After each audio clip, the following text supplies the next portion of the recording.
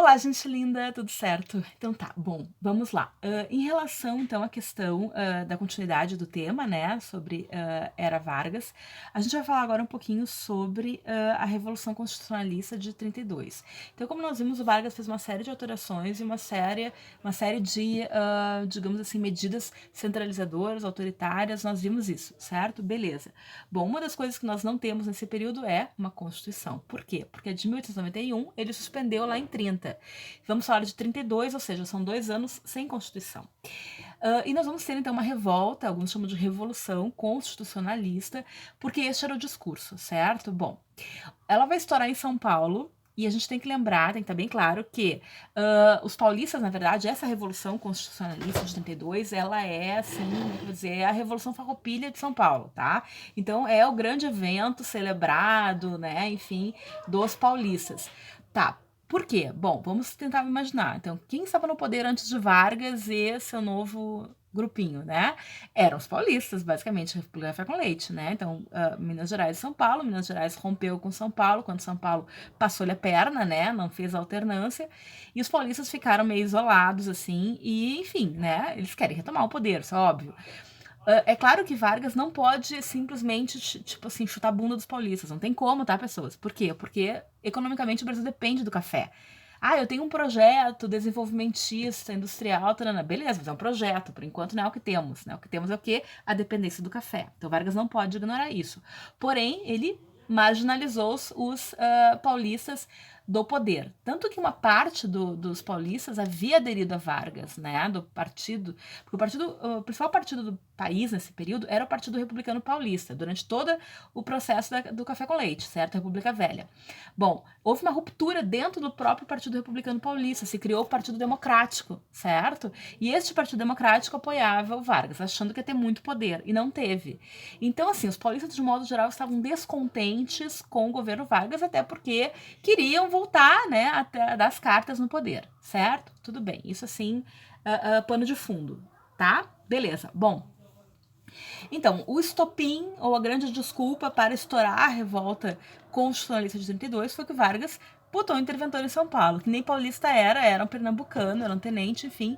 Então, nesse viés, a gente teve né, o estouro dessa revolta.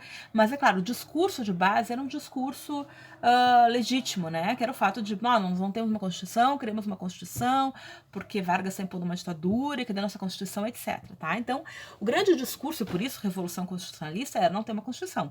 Beleza, é um discurso legítimo, né? Afinal de contas, ter uma Carta Magna, ter uma leis regrando a sociedade, mesmo que a gente hoje em dia fique assim, digamos assim, tanto desconfiado do quanto as pessoas acabam, né, respeitando, levando em consideração o que diz a Constituição, é um ponto fundamental para um país democrático, né, ter uma Constituição. Bom, então nessa perspectiva os paulistas demandavam essa Constituição. Beleza. Então quando houve essa situação, né, de uma intervenção, certo? Nós vamos ter, então, essa eclosão da revolta, certo? Então, houve uma união, novamente, entre membros do Partido Republicano Paulista e do Partido Democrático.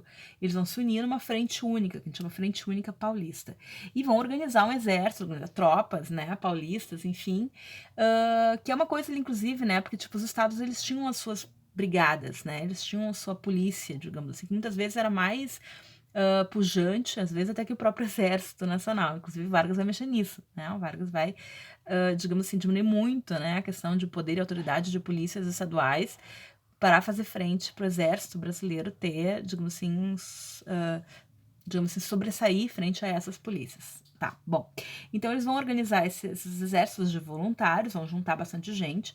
O Vargas, notando que a batata tá assando, ele vai então criar um código eleitoral, isso é um ponto importante. Então, em 32, ele vai criar o código eleitoral, dizendo: olha, daqui um código eleitoral, então a gente vai ter uma Assembleia Constituinte, a gente vai montar uma Assembleia, essa Assembleia vai fazer uma Constituição.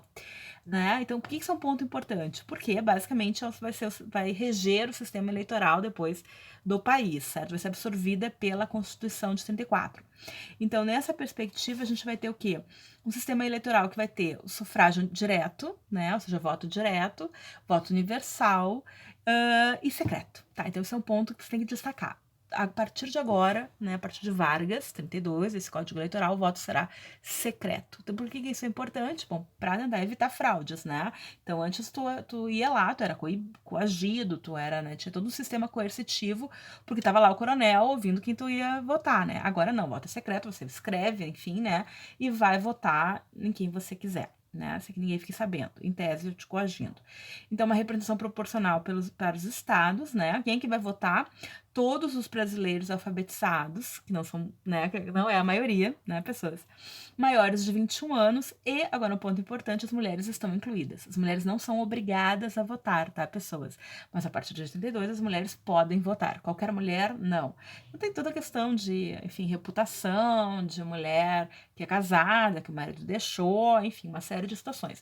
Mas o movimento sufragista brasileiro, feminino, ele é muito grande, tá, pessoas? Desde o século XIX, as mulheres estão demandando, assim como ocorre, né, no resto do mundo, as mulheres brasileiras também demandam a possibilidade de votar, tá? Então a gente tem uma série de mulheres aí que, inclusive, encontram brechas lá na Constituição de 1891, que não dizia que elas, não era claro, no sentido de que elas não podiam votar, e muitas utilizavam essas estratégias para ir lá e votar, né? Seus votos eram anulados, enfim, houve também uma situação de que havia uma brecha que os estados, como se os estados pudessem, né, proporcionar essas mulheres. Só teve mulher que se candidatou, teve mulher que inclusive ganhou uma eleição, né, se não me engano, acho que no Rio Grande do Norte, eu não tenho bem certeza, mas enfim, sei que as mulheres estavam, assim, mobilizadas para isso, tá? Para poder votar.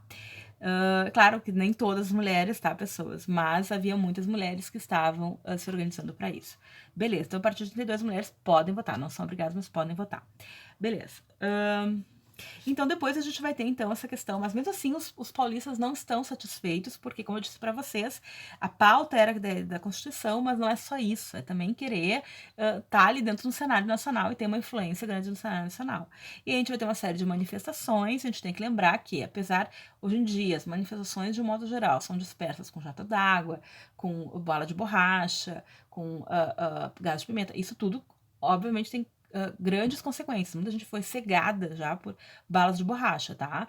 Mas nesse período é bala mesmo, então geralmente essas manifestações acabavam em assassinatos, a polícia ia atirando, né? E com isso a gente vai ter então algumas pessoas que vão morrer, né? Inclusive alguns jovens estudantes e se tornarão mártires desse movimento. Então vai se criar um novo movimento utilizando essas figuras, esses estudantes, como mártires, e vai criar então um movimento chamado MMDC. Parece uma coisa de matemática, né? O MMC, o MDC, ou não sei o quê. Mas é as letras dos nomes, né? Ou dos sobrenomes, a primeira letra do sobrenome desses personagens, então, que acabaram sendo assassinatos. Aqui vou ler para vocês que eu não sei de cabeça, tá? Mas então, Martins, Miragaia, Drauzio e Camargo. Só me lembrava do Camargo.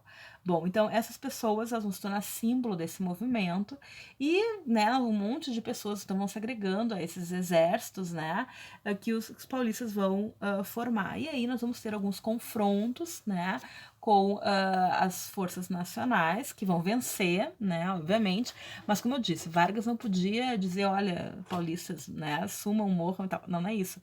Eles vão dizer, ele vai, bom, tá, beleza, né, vai ser feito um acordo, uma tomada cal, né, enfim, o fato é que, apesar de militarmente, né, os paulistas não terem vencido, né, o Vargas vai voltar atrás em relação à questão da intervenção, né, uma série de situações, e também vai digamos assim, colocar, né, no sentido de que ele vai, então, chamar essa Assembleia Constituinte, ele vai fazer a Constituição, que vai ser a Constituição de 34, tá?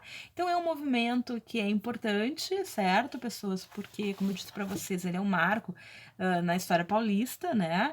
E ele também tem, então, né, às vezes as pessoas não conhecem muito, então, vira e mexe aparece alguma questão de Enem vestibular exatamente nessa perspectiva, certo? Mas geralmente eles não abordam nada mais assim do que eu coloquei para vocês. Mais tarde eu vou fazer alguns slides, vou trazer algumas imagens da época. A gente tem vários cartazes mobilizando as pessoas, né, para essa luta, digamos assim, né, que tinha uma pauta legítima, mas que a gente sabe que não é só isso, né, que mobilizavam, então, né, as, digamos, lideranças paulistas a lutar, digamos assim, né, a se contrapor ao governo, tá? E o fato, então, é que Vargas vai ter essa vitória militar, mas ele vai, então, se atentar a essa necessidade de realizar a Constituição, que será a Constituição de 84, nosso próximo ponto será a Constituição de 84, o governo chamado governo constitucionalista até o golpe de 37, tá bom? Então tá, gente, até mais, se cuidem.